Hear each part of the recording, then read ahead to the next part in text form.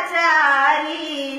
बेटा हमार रोए बिटिया हमार हो, माई और दादा के हालत बेकार हो।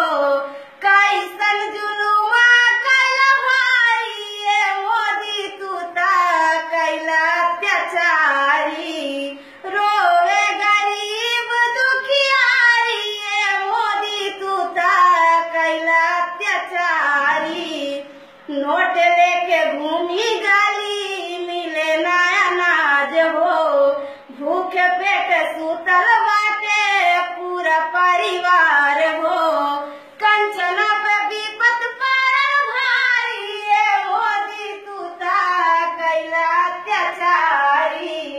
रोवे गरीब दुखियारी ये मोदी तू ता कैला अत्याचारी। का कहीं कैसे कहीं आज के विपतिया, सोचले न रहल केहू आज के हालतिया।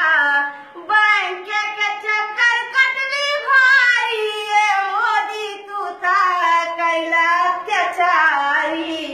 रोवे गरीब दुखियारी ये मोदी तू ता कैला अत्याचारी।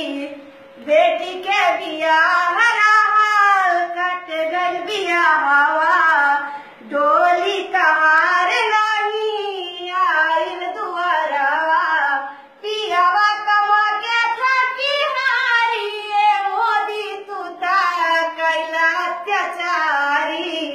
रोवे गरीब दुखियारी ये मोदी तू ता कैला अत्याचारी।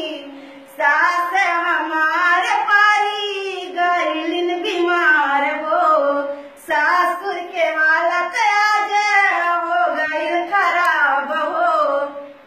काला धन पे सूते रजवाड़ी ये मोदी तू ता कैला अत्याचारी। रोवे गरीब दुखियारी ये मोदी तू ता कैला अत्याचारी। माई रोवा दादा रोवा रोवा परिवार हो, वादा कैले रहला तू ता कई देवा आजाद हो। अंकिता के विनती हजारी ये मोदी तू ता कैला अत्याचारी।